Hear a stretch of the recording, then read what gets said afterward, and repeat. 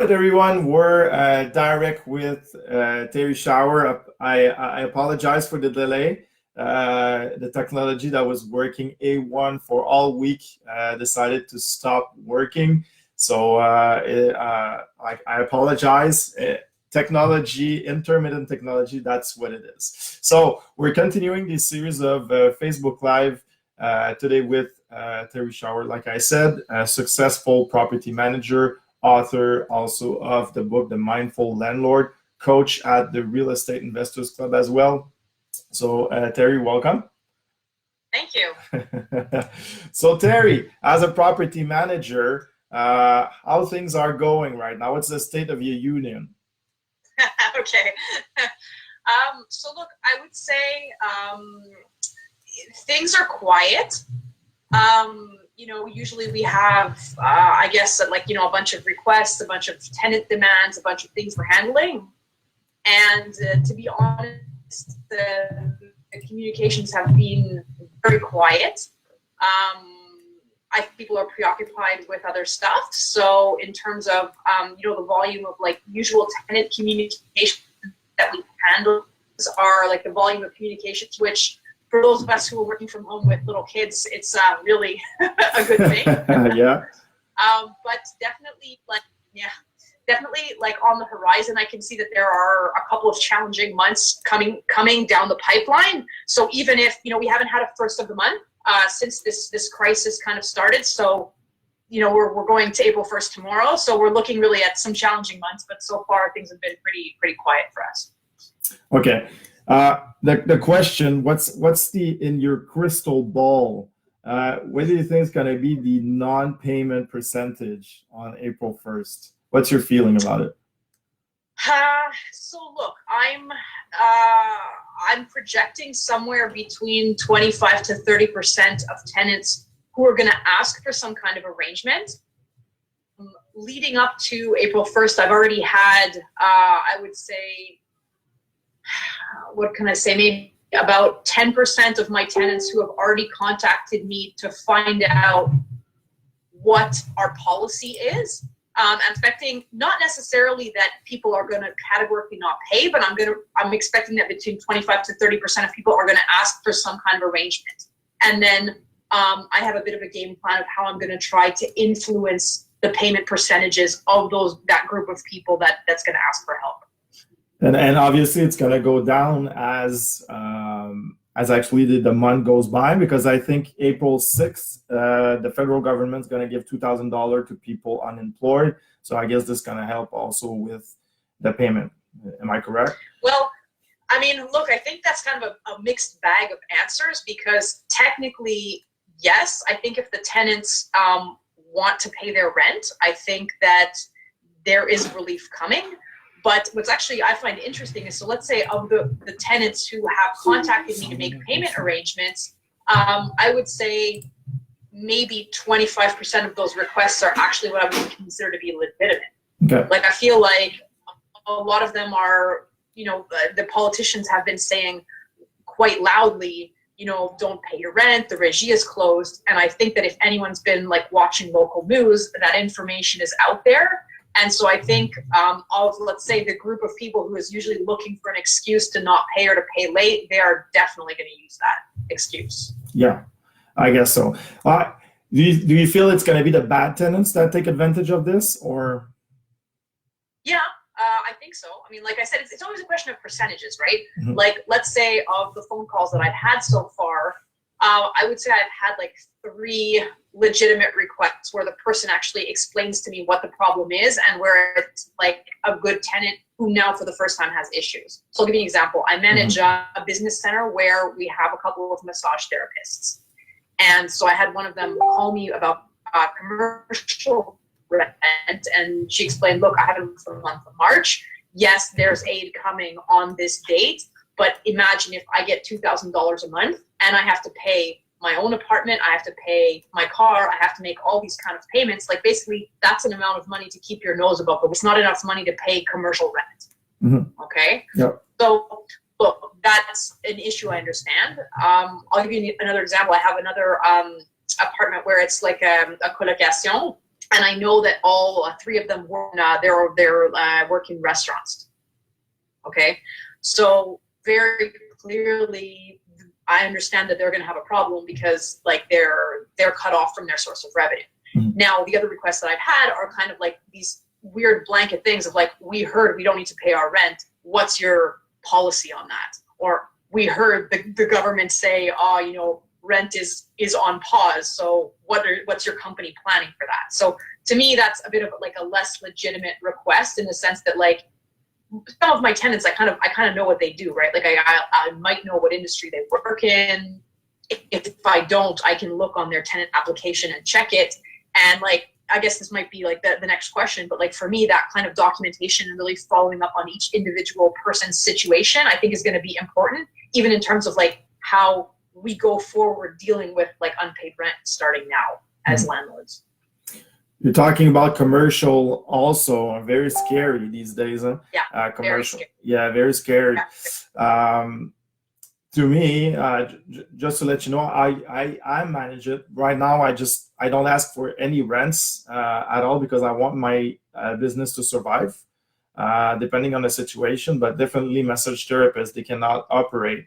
I have hairdresser as well in one of my. I have a restaurant as well in one of my commercial units, and obviously they can't operate. So the question comes like, what's happening with the rent? So I turn to the government. I say, oh, you have some plans, you have some loans from the government, because the problem is with the landlords is that we can defer our payments, but we still have to pay the actual month.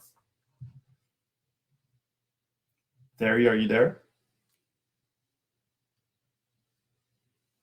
Terrie, you're yeah, I'm here. Yeah, I just okay. Yeah, connection seems to be low a little bit. Said, like it's kind of blocked. Yeah. That's it. Can you tell me about, you had some issue with some maintenance with the some maintenance of apartments, and you had some workers that have been turned around. Can you tell me a little bit about that? Yeah, so like in the past days, we've started to see as like different hotspots appear in Montreal. There are certain areas where there's some control who goes in and who goes out, and verifying that it's really for a legitimate reason. So I'll give you an example. My one of the people that I work with lives in Brossard, and we have some properties in Verdun. So he was coming in the morning into Verdun to repair a step. Okay, and Verdun is one of the areas that's considered to be hard hit, and they're also trying to keep, I guess, people who are off the island, they're trying to keep them off the island and let them in only for like necessary reasons. So he had a cop stop him and ask him, is this, why are you going into town? He was also driving a contractor truck. So I think that also like gets some attention that he might not. And so he wasn't prepared for that. So he just kind of, I need to go to this building. I need to repair this step. And he didn't have like a proper answer as to what he was doing. So the cop told him to turn around and go home. Oof. Okay. Okay. So yeah. so you, I guess you do prepare your staff better now with, do you need an official letter or just clear instruction? Yeah. I mean, I guess the thing is really like even my a subcontractor really wasn't prepared for that. So, and he hadn't been watching the news. So I think he also maybe didn't know exactly how to speak to the policeman. So basically what I did after that is there's a list on the Quebec website of what is considered essential services. And basically for building, like landlords, building maintenance, janitorial work, urgent maintenance work, pest control, plumbing, those kind of things are on the list of essential services. Okay. And I made sure that my person had a screenshot of the list of essential services, and then management software. And in the management software, we have like work orders. So I made sure like we use it, but like sometimes, let's say I make a quick phone call and I tell someone, okay, you're going here, do this. Now we're just being very scrupulous about detailing the maintenance requests, and the way that we send the work orders is with really putting an emphasis on the necessary issues. And so we kind of are pitching the work orders in such a way that I know it responds to the criteria. So I'll give you an example. When we did, take 2 of the maintenance request for the handyman. So I sent him the link of the necessary services, and then I wrote him a work order that was, okay, you need to go and plug this hole because of the mice, and we had the exterminator recommend that be plugged. This is the plumbing issue that needs to be done. This is the stair that needs to be repaired. There's an older resident on the 3rd floor. We've had a complaint from her. It's a security issue. You need to go fix the step. And so because that's all detailed in an email, next time when he runs into someone who's like doing a kind of a control, he's really set up to justify, okay, these are the maintenance issues. It responds to this essential services. Please let me go do my job. And how's the tenants are welcoming these people? Are they afraid? Are they keeping their doors shut? Yeah. Well, look, it's a mixed bag. I mean, I think so far I have not had the case where a tenant refused access for maintenance. I mean, really, like the way we function, and I think the way most landlords function, is that usually the tenant requests you to come and do something, and if they're making a maintenance request, like usually it's because they want to go into the apartment. Mm-hmm. Yeah. You know? Yeah. So far, I mean, they've been collaborating, and like when I don't think I've had a single request for something that's like non-essential. Like the requests that I've had was like, for example, it was legitimate pest control stuff. I did have some plumbing issues. And so those are all things where the tenants are calling me like, Terrie, can you send me someone? And they're actually happy right now when I'm able to send someone. So yeah, for sure for maintenance, like the visits and the rental stuff is really a different ballgame, but definitely for necessary repairs, like I haven't had anyone with issues. And I'll also say I've been lucky that the people that I work with in terms of maintenance are still going. Because who knows, if things get like a little bit more hairy, it's possible that they just decide to not work anymore. So, you know, that's another whole thing. Good. And what about the visits? What's going on with the visits? Yeah, well, so this is really like a bit of an ethical dilemma. And so I'll tell you kind of what our policy has been with people. So we're right now in what's traditionally the height of the Quebec rental season, because we have tenants that are, most of them who are leaving this year are going to be leaving in July. And right now, owners need to be showing units in order to sign those leases, number one. And the tenants who have given their notice that they're leaving, they need to find places. So it's kind of like both people are in a bit of a double bind here, where the situation and the timing is forcing us to do things that we know it's not a good idea.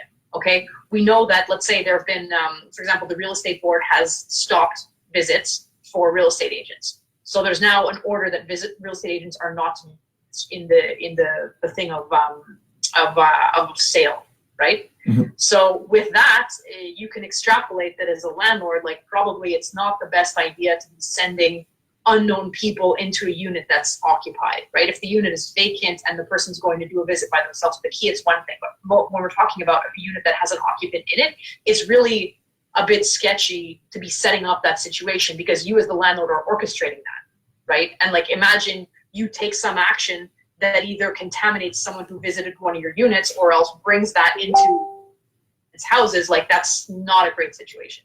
So what we did basically with all of our tenants who had said that they were leaving is we called them up and said, look, we realize you're in a difficult situation because you need to be visiting. We're in a difficult situation because we need to be renting. What about if we just push that out till September? Okay. So what I did is with the tenants who were on board with that, we just signed like an avenant, which like just another little document that goes along with the lease that says your current lease is prolonged until September 1st. And you register your departure date as September 1st, and we're just going to continue the existing lease with the same conditions until then. That's a very, very good idea. I think that's one of the best ideas I've heard so far from a property manager, because they like putting it in September, it reduced the pressure for everyone. Yeah, you're missing the big season, but what's going to be the big season if we're still like in quarantine? Exactly. Yeah, that's a very good strategy here. Is the what do you think about, like we talked about arrangement with the tenants? Do you open the case if you make an arrangement? That's a often question that's a question that comes often. Do you open a case at the regie if you make an arrangement with the tenants still, or you don't? You for non-payment. Are you talking talking about a payment arrangement or Yeah. a visit arrangement? Payment arrangement. Payment? Okay. Let's just finish with the visits first. Okay, go ahead. Yeah, I think it's also just worth mentioning. So we actually have stopped doing visits.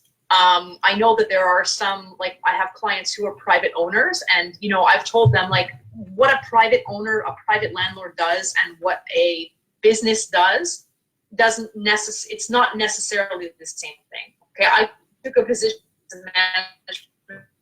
I don't want to be visits. Even if the tenant agrees to open the door, right now I don't feel like ethically and socially that's the right decision to make. Now, individual landlords, like there has not been an edict from the government that says an individual landlord cannot organize visits of his own unit. But I think I would just like make an appeal to people generally, at this time, like probably the situation is not going to go on for 2 or 3 months. It's probably a question of weeks. And I just think in the interest of making an extra $500 or $600, or in the interest of like having a bit less stress in June, it might not be the best time to be putting people in contact with each other, especially when we don't control all of the different variables. And so my advice would be just sit out a couple of weeks. The situation's evolving so fast right now. 2 weeks from now, it's going to be a completely different situation. Either we're going to begin to see the light at the end of the tunnel, or we're going to be in Spain. Like it's one of those two scenarios. Mm-hmm. And so whichever one it is, you're going to be able to adjust your behavior. And if we end up in Spain or in the US, like in a situation like that, you're going to feel really bad that you made things worse. And if we start seeing the light at the end of the tunnel, well then look, like, do you want to be the person who took a risk when there was only 2 weeks until the end of the critical phase in the epidemic? I don't want to be that guy. No, that's true. And what about virtual visits? I've heard some landlord asking to make some videos. Yeah. Did it work for you? So we had some ads turning for apartments that it's actually interesting because like we had one ad left on Kijiji that just got left there. And I've had so many requests for visits. So like it's almost difficult to be like, okay, I'm gonna do the right thing and not, because my tenant was on board to open the door. I was like, it was a bit difficult for me to be like, okay, we're not going to do that. Mm-hmm. And then I had people asking for virtual visits. Now, if you have, real estate agent grade technology to do a proper visit of the unit that's really going to give someone a good sense of it, maybe it's a good idea. I'll tell you, I have always had bad experiences with when people don't visit the unit.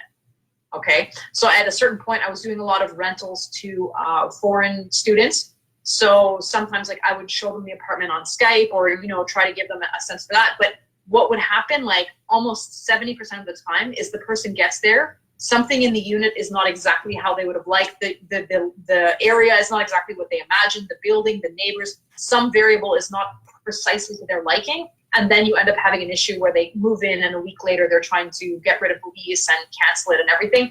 I just don't want to deal with that. I've had bad experience with when people don't actually physically see the unit and project themselves in it. So you can do it, but at this point, I'm not signing leases based on virtual visits. That's very wise. So back to our payments. Are we done with the visits? Yeah. So back to our payments, arrangements. Do you open a case in the régie when you have an arrangement or not?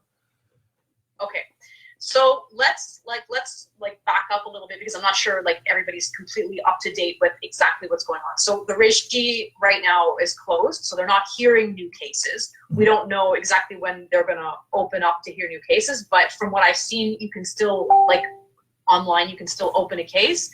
We've actually our our bailiff is still working right now. It's actually interesting. So Canada Post now doesn't take signatures, I don't think, when the person goes to the house, okay? So imagine you want to have a registered letter delivered. It's a bit complicated because the person might not go to the pharmacy to pick it up, and there's an issue with the signatures now. Mm-hmm. Okay, so, but the bailiffs are still working, and if you need to deliver some kind of avis or something by bailiffs, that process is still working. So you can open a case at the régie, print out your file, and have the bailiff deliver it. So that it's still working. Wow. Okay. Yeah. As far as payment arrangements go, so I'll tell you how I imagine this situation playing out. So right now, you basically, as a landlord, you have no real leverage to force your tenant to pay, even if you know that they're able, like that they're not one of the people who's directly affected by this, you basically have no leverage over that because the regie is closed. And so even if you open a file today, it's not going to be heard until far later. But so what I would say is, for people who they really justify to you what their situation is, I want a written payment agreement. Okay. And so for people who, like, for example, my 3 young French kids who are all working in restaurants, like for me, I want them to put a payment arrangement on file. I want them to update me when they've done their unemployment requests. I want to be kept up to date on the steps. And if they give me a coherent plan that I can buy into, I'm going to let that play out. Okay, there are people who are talking to me now about defaulting on April. It means that they're already thinking about that, right? And they're already like making a plan, and they're like, okay, on April 6th, we're going to get more information. And so those kind of people, I'm not going to start raising the volume on them right away. However, the tenants who I feel are taking advantage of the situation, I'm going to document the way in which they communicated with me. I'm going to open all my regie files unless it's someone who, like, I feel like they've made a good case for the fact that they need an arrangement and they put an arrangement on paper that we agreed to. Everybody else is going to the regie normally. And as if it was a normal time. And then what I'm going to wait for is, as like we move forward, like what's going to happen is in 3-4 months from now, the regie is going to open and we're going to be sitting there with all the non-payment cases. And then the judge is going to look at the tenant and say, okay, you are this far in arrears on your rent. Here's the payment plan I can propose to you. To me, why you couldn't pay your rent. And so that person is going to have to come in and have a coherent story with paperwork and with different stuff. You know, if you go to the regie, like the judge there doesn't just take people's word for things. They act to document, okay, what is this? What is this? What is this? What efforts did you make to pay? Could you get money from here? Did you explore this option? Da da da. And like my sense is that the tenants who are looking for an excuse are not going to be preparing their file properly for that day. Probably not. Probably not. There was a question from the live that was saying, Aligny, I don't remember exactly the name of that credit check because I don't use it. Aligny Thibodeau, I think. Thibodeau. That's the one. Is closed. So are you operating another one credit check? Which one are you using as a credit check? Yeah, so no, I actually have my real estate broker's license. So I have an access through an independent credit verification. So I don't use, like, I know for independent landlords, they have to either use Ogilvy Thibodeau or they have to use, what's it called? Like Corpic or something. Yeah. We don't use that because, like, I have my own license to do credit checks on people. But what I would recommend is there are third-party sites. I actually have a blog article on this on my personal website. So on terrieschauer.com. If you look at, there's a blog article on credit checks, and there are very good third-party sites, which it's actually very interesting. So the tenant logs in and then pays for their own credit report and shares the data with you. Okay, so, and it's actually like there's a couple of advantages to this. The first one is it takes no hit on their credit score, because when, let's say, I do a credit check on someone, I think I dock them like 3 or 4 points on their credit. Because the person is requesting their own credit and sharing it with you, they lose no points on their credit score. And you as the landlord, it actually devolves the cost of that to the tenant, because the tenant then has to pay the third-party site to share the report with you. Okay, very interesting. Which site is that? It all the information on your website? Yeah, I don't remember it off the top of my head. But the link is there on the website in the blog article. Okay. I know that, by the way, I know that the Corpic is still open, so they're still doing background check. And if you don't want to use the bailiff also, I use that a lot from the Corpic, or there's other services like it's called ProNotif, which is an email that the tenant receives, obviously, if they have an email address, and it's considered as a proof of delivery. So if you want to use these systems, they're pretty cool. All right, so there was another question before we move on to another subject. Do you approach your tenants in advance for potential arrangement, or wait till they are late and don't pay? Yeah, definitely wait. Like right now, because the thing is, I don't want to create the impression that we're allowing people to not pay. And I had a think about this, especially with my commercial tenants, where I was considering, am I gonna spam out an email and say, look, we're aware things are difficult, da da da da da. We're because basically, like, I run a business center, so we have like a bunch of independent tenants who rent like furnished units, and so my cleaning guy is still going. He's disinfecting everything, and I thought at one point, should I send an email just to inform them of the protocols to follow and this and that stuff? And I was like, you know what, I'm gonna not do that because I don't want to create the impression that we're open to that kind of thing. I want to put the burden onto the tenants to either pick up the phone and call me and be like, Terrie, I have a problem, or else if they just decide to not pay their rent, in that case, around the 10th, maybe we're going to start picking up the phone and following up with them. But I want to put the burden of handling that situation in their responsibility. I don't want to bring it onto me, because I feel like that's going to create an impression that it's okay to not pay. Yeah, that's true.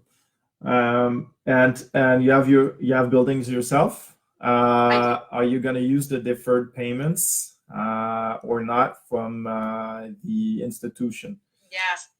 Well, I mean, look, the short answer is I don't know, because I don't know at this point. I don't know what percentage of my rents are going to be delinquent. If I have a 5 to 10% delinquency rate, I'm going to be able to ride that out for a couple of months. If I have 50% of people who are not paying, then I'm going to have an issue, and I'm going to have to start talking to, I own a number of buildings, and they're not all at the same bank. They're not all with the same thing. So I might have to make an arrangement for property or another. But really, I need to see how it develops. I don't have a game plan right now, because I have no idea what my delinquency rate's going to be.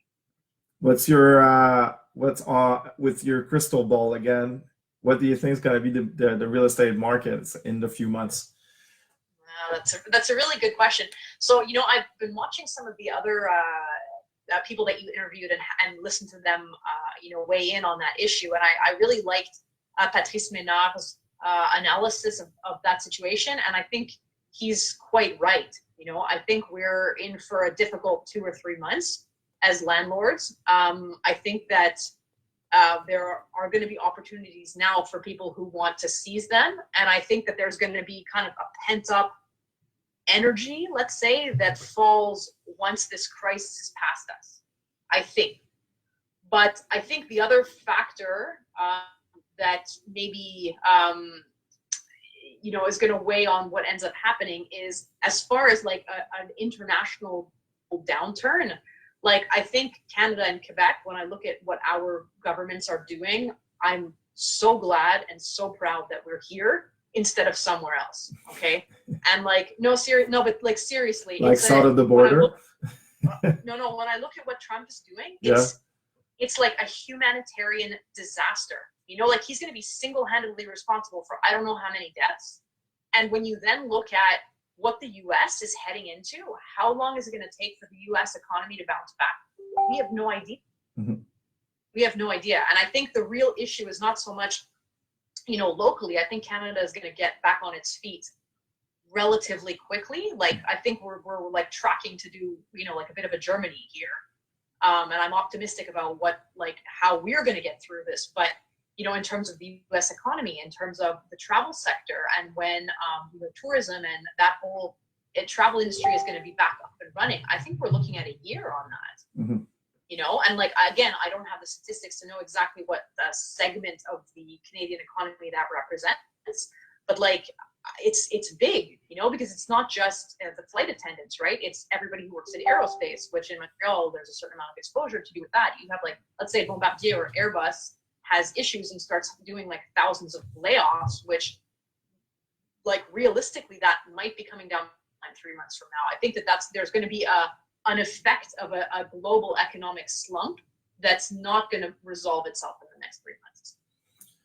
I don't think so. I think it's, how I see things, I think it's going to be an interesting balance on the investing side, is that if there's a lot of non-payments, there's going to be a lot of opportunities. So in each ways, I win. So either way, I win. So if there's a lot of non-payment, well, I'm going to have difficulty managing my units and my building. I'm going to be cash flow, I'm going to have some cash flow problems. But on the other side, a lot of owners are going to have cash flow problem as well. So there's going to be opportunities to look and to buy with other investors. So like, this is the way I see it. It's a win on both sides.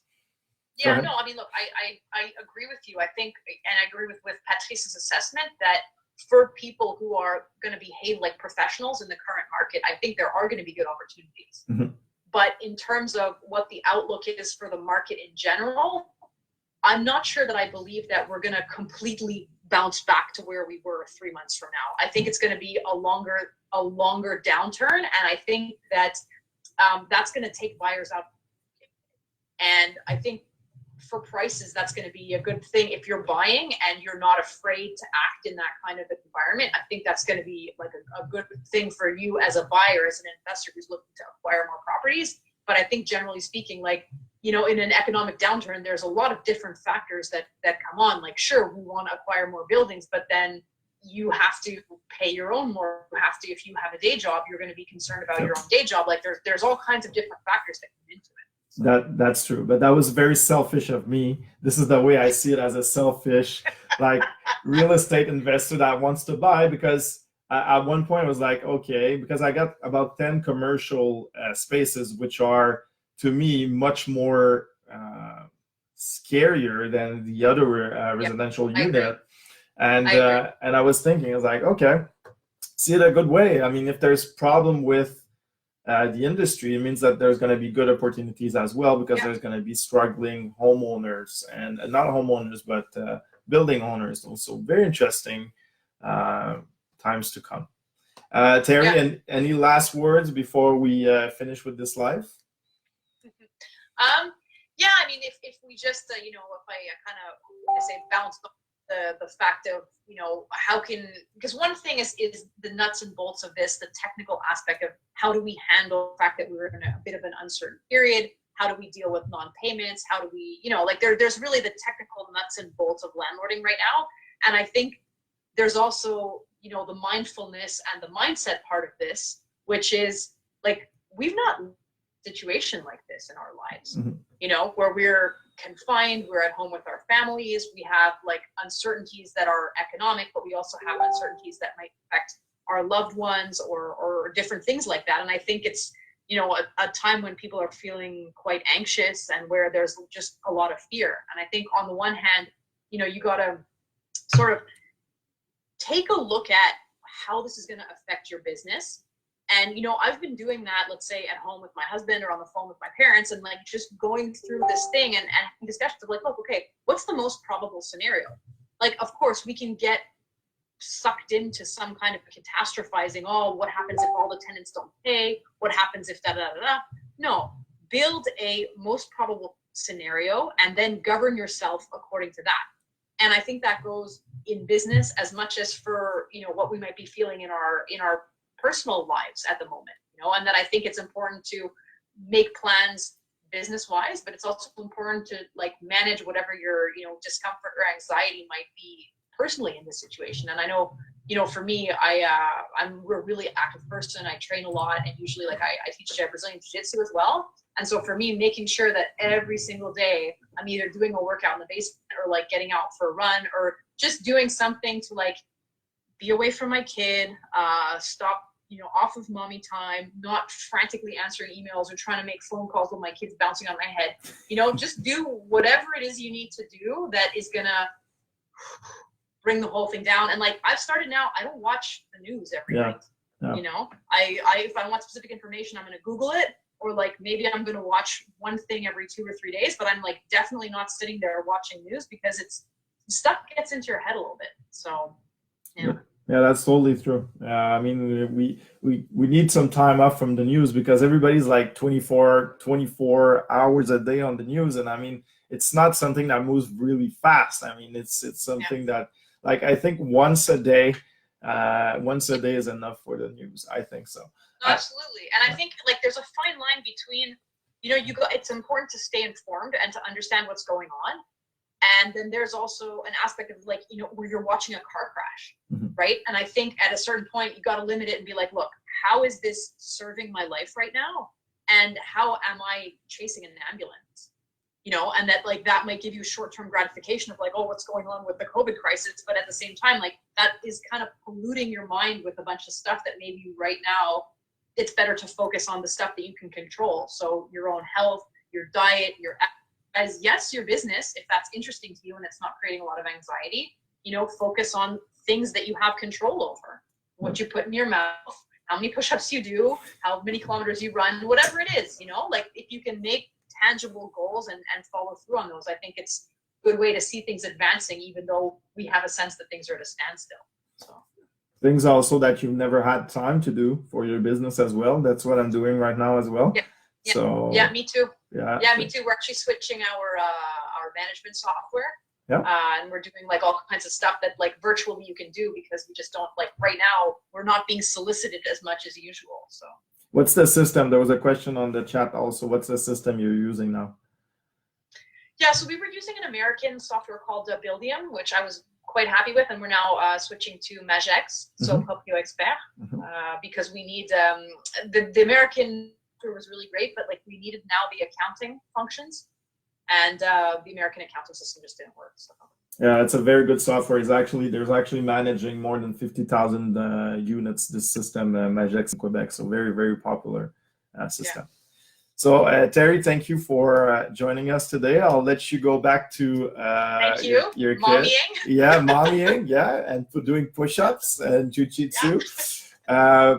On our side, on the real estate investor side, be sure to, well, if you did like the content, you can share it, or on the webpage. Next week, we're going to have more interviews like these every time at noon.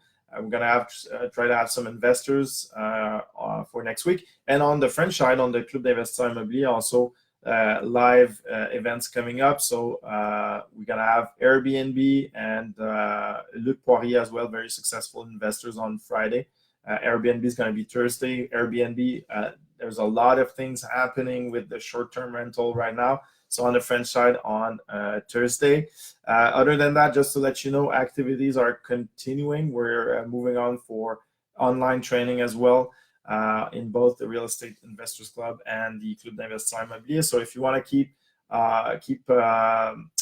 yourself educated and be on the ball, we're still there for you. So again, Terrie, thank you, and I apologize for the late live. We had some difficulty with Facebook. Can you imagine it? And I apologize also for the sound was not as good as it usually is, but we did make it work. So that's the important stuff. So, Terrie, thank you again. Thank you. All right, have a good day.